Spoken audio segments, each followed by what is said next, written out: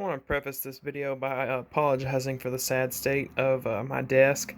I've noticed a lot of people still buy these old Thrustmaster 458 spider wheels. I had one a few years back, and I actually bought this one here recently because I sold all my racing rig stuff, and then I bought an Xbox and Horizon 5 because it's cold outside, and I was like, playing with a controller is no fun, so I bought another cheap wheel.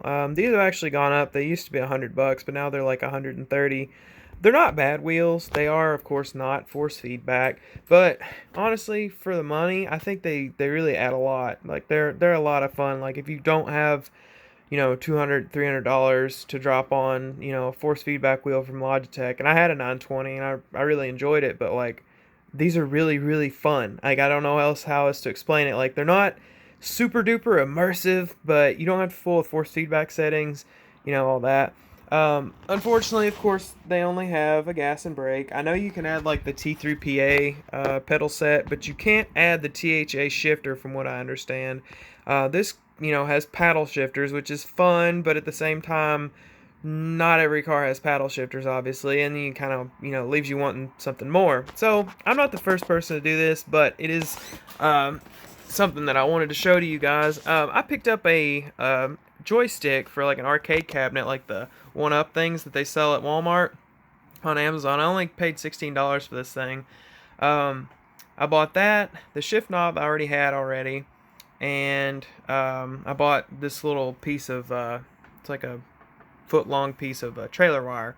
And what I did was I opened the case and pulled the wheel, and then took the wheel rim apart. As you can see, it's maybe excuse me. You can see it's two pieces. And where the paddle shifters are, which they do still work, I just spliced into those wires, and I added a set of leads to these little JST plugs that I had laying around because I do a lot of RC stuff, just so you can disconnect it when you're done. And I drilled a little hole and ran the wire through the steering column, or whatever you want to call it, and it goes over to this joystick.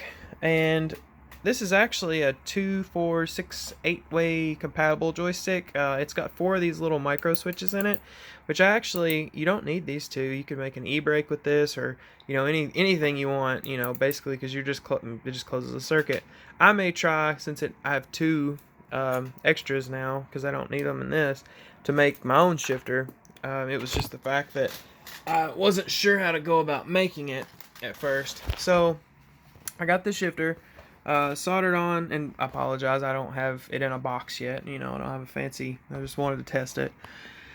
Just soldered the leads on. Don't really think the polarity makes a huge difference. It's just that obviously these two have to go to each switch has to go to its own corresponding switch.